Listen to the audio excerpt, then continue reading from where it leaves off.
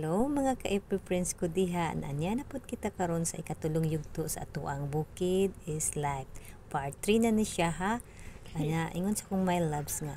Musayo ta og mata kay nakoy nadungogay ng kaadlawon nga murag nay nahulog nga durian. Mao na ni karon nagsubay-subay mi sa ilalom sa kadurianan. Tan-awa ra gud among gipangita ang durian. Tapos namin nakita isa ka book. Ayan. Wow, kasarap. Nag-star gyud akong mata ani basos gikaon jud nako dayon uy kani laging hangol kay tag durian no nga. Sugod sa kabagkabata na ako sa dapli ra man kog bye-bye no sus nang nakabukid ko nga naay durian nako. Ako ang mata ba mag-star kay grabe kay kung kaog durian. So, ingon ko sa kong ugangan nga kung nalato na mo maay kabala ka kay na ako mukhaon. Nagkatawa lang jud ko aning tabanahon na ni oy. So karon ang ako ang kompetensya ani karon ang iro kay ni duol man sa kuha so ginatagaan pud nako siya. Naka-timing magud kaayo sa pagbakasyon nako diri. Ting durian po day siya. So, swerte na kong swertiha ani. Kay grabe na buhong yun ko sa durian. Daghan man day kayong klase ang durian day. No, dili ra day isa day ay. Daghan siya klase ba? But sa mga pangal. Na day puyat. Na ay unsa ba?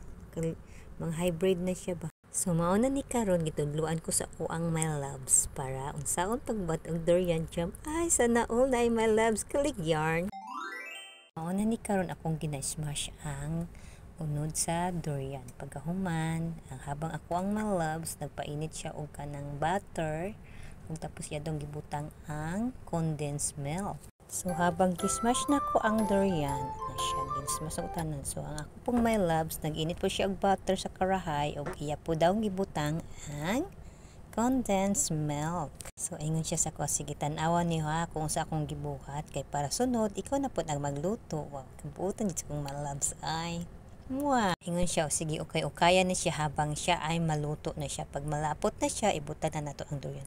So, karon nagkagubot ang sa among likod. Kay nga no, namua di ang earring, nikat-kat di sa ibabaw. So, mo nagikuhit sa iyang kuya kay panaog. Kay gusto siyang kuya panaogon. Kay ang mga alikabok, nangahulog na siya, mga kuan, bukbok. Ganahan yun day ako ang earring niya sa taas. Kay gusto niya manguha og ibutiki. Kay daghan man kog kay butiki. Na-amaze siya sa mga butiki kay dagko daw kaayo kay sa amo abog kong balay no kay wala man koy butiki kagbay da kaayo kay iya man kong ginapatay. So karon na busy ko sa kuang earring so pagbalik na ko sa kusina ay nahapit naman din naluto ang gibuhat sa ako ang my loves nga durian jam. Order na lang tataman mga ka-FB friends. Salamat.